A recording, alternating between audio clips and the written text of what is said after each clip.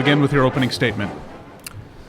Good afternoon, and thank you. It's great to be here in the Big Ten. Washington football is ecstatic to being a part of this conference. I'd like to take this opportunity to start off by just saying that this experience and this opportunity to be the head football coach at the University of Washington, being the first year of joining the Big Ten, is an absolute privilege, and I don't take it lightly. I'm extremely excited about this opportunity and believe that we have a great football team that will be able to showcase and compete for championships year in and year out. Washington is among the elite football programs in the country. It's undisputably one of the greatest public universities academically and athletically. And I really believe that when President Kelsey made the decision to join the Big Ten, we put ourselves in a position to be an elite class and with an elite group of teams. We brought a fantastic group of 3 players here with us today. Really proud of the guys. As I got hired in January, I started learning so much about our team and about our players and about the group of guys that we were going to be able to bring here today. And 3 that we brought are pretty special. We brought Cam Fabiculanan, a safety that's been a part of Washington football for 6 years. He was recruited by Chris Peterson, coached by Jimmy Lake and Kalen DeBoer, and now chose to stay for his final year and be coached by us. He's somebody that could bring unbelievable spectrum of ideas and thoughts and values to our program, and believe that his leadership will help us achieve our goals. The next person I brought was Carson Bruner, one of our top linebackers. Carson's established his own legacy, although he's a legacy player where his dad was a 14-year NFL veteran, one of the greatest Washington Huskies that we've had, Mark Bruner. Carson's done an incredible job since I've gotten here, making sure that our program and what Washington football has been about for years meshes together. And then I brought Jonah Coleman with us. Jonah was a running back for us at the University of Arizona. He was a part of our recruiting class of 2022, which I would say changed Arizona's football program. And when we picked up and we left to come to University of Washington, Jonah came with us. And Jonah is one of the best players, best running backs in college football. Statistically, led the nation in yards per carry a year ago, one of the highest graded players in Pro Football Focus. And on top of that, just finished this last quarter with a 4.0 and is on the Dean's list. And really proud of Jonah and the jumps that he's made as a person. We have a phenomenal coaching staff. Most of the guys have coached together for years. We were able to bring 21 staff members with us from our last spot. The 3 coaches we weren't able to bring, we brought 2 coaches from the New England Patriots and the linebacker coach from Alabama to fill out our staff. The coaches we brought with us on offense have been together for 4 years. We've coached every game together since I've been a head coach at all 5 position groups. So proud of that those guys were a part of a 1-11 to 10-3 transition where we ended up finishing 11th in the country. Defensively, was able to bring John Richardson and Jason Kafusi with us, 2 outstanding football coaches. And then, as I said, filled in with Steve Belichick, Vinny Cinceri, and Robert Bala.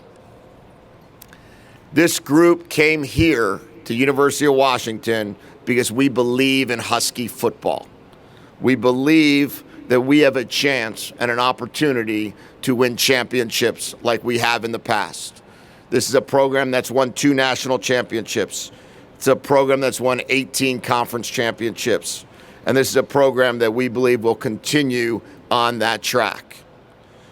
Each of us expect a ton from our student athletes. Our program is built on becoming a pro, a professional in life. Our players are expected to act like pros. They're trained to be pros. They're trained to be pros by coaches who have coached in the National Football League for over 100 years.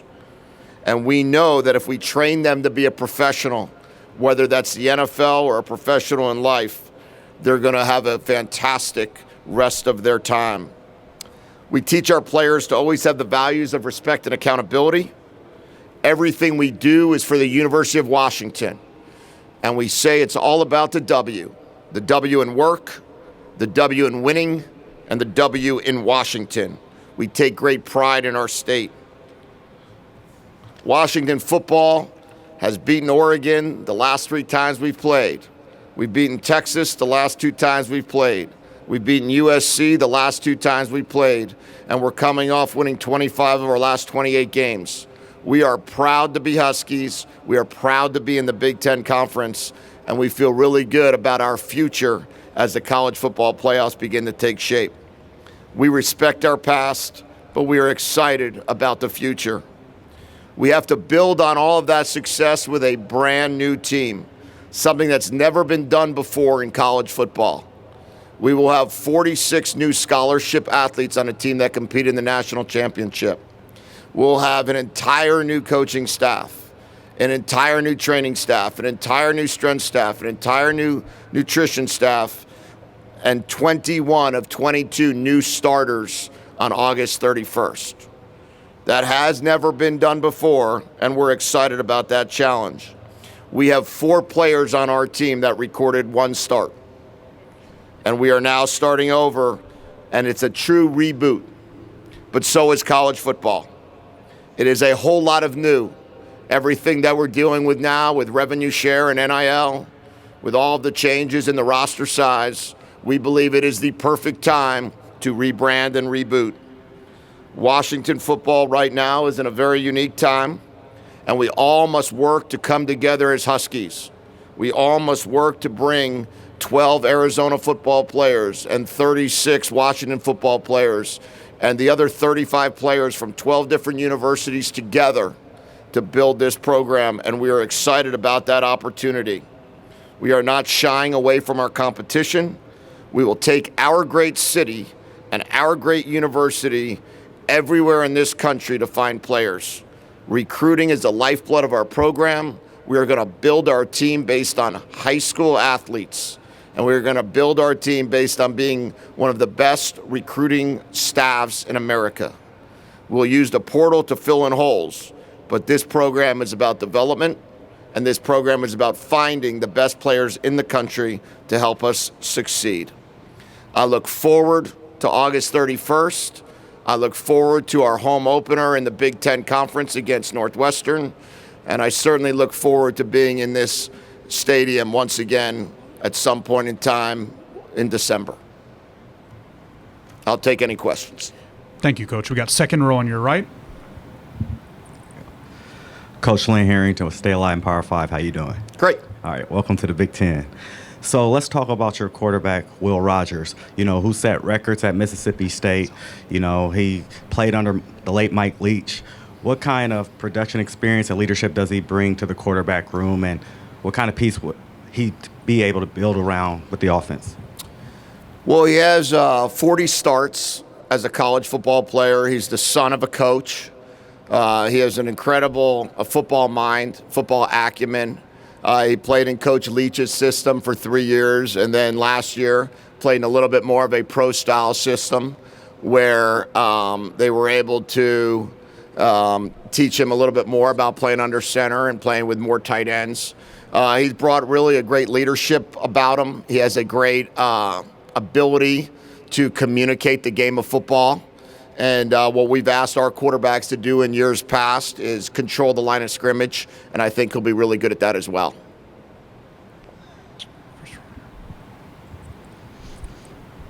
Over here, Heather Dinich with ESPN. Hello, Heather. Given the reboot and all of those eye-popping numbers you mentioned about the transition, what are realistic expectations for your team this year? Well, Heather, for us, I want our team to be the hardest opponent that everybody plays.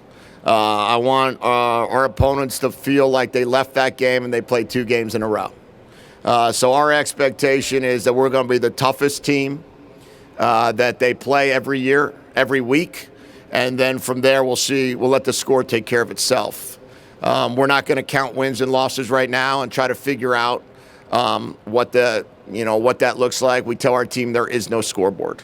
We just need to go out there and play our best games and see what that looks like. On your left side, Coach, fourth row. Hey, Coach. Nick Lemkow, Last Word on College Football. Could you talk about some of the challenges in implementing a culture at Washington in a short period of time, and maybe how your staff has overcome those this spring and summer? Yeah, I would say the biggest challenge, of course, is you're taking over a program where Coach DeBoer did such a fantastic job in a short period of time with a veteran team. Those guys were old. You had 13 of those guys playing in the NFL right now. So we had to build a culture with a bunch of guys that have never really started or played in games together that were very meaningful. And we had to teach them what we would expect on a daily basis. And they've embraced it. They've worked extremely hard together. They've found a way to really open up their arms and embrace all the different type of players we've brought in from all the different communities. So our culture is that. It's a culture of belonging. It's a culture of inclusiveness. And it's a culture of wanting to make sure that if we act and behave in a certain manner, that we understand that we can have a lot of fun competing. Second row on your right side. Hey, Coach. Will Decker, LA Football Network. You have some serious NFL lineage on your staff. Brennan Carroll, son of Pete, is your offensive coordinator, and Steve Belichick, son of Bill, on your defensive staff. I was wondering if you could tell me what impresses you about these young men that are trying to follow in their father's footsteps as coaches, and how did you form these relationships with these two young coaches as well? Well, Brennan and I have coached together in 2011 and 2012 when I was the offensive coordinator at University of Miami. He was our tight end coach. Then we coached together in 2021, 2022, 2023 as our offensive line coach at Arizona. So this is our sixth year together. And Brennan's a fantastic communicator. He understands the game of football extremely well. He does a fantastic job with the offensive line. And he's a great recruiter. Steve and I coached together in New England. When I was coaching for the Patriots, I was the quarterback coach at that time. He was the defensive play caller and linebacker coach. So I had the utmost respect for Steve. I watched him work every day. I saw how good he was at his job. So when he became available, to be able to bring him on board, I used Brennan to recruit him as well. And we felt like we were able to put together two really good football minds.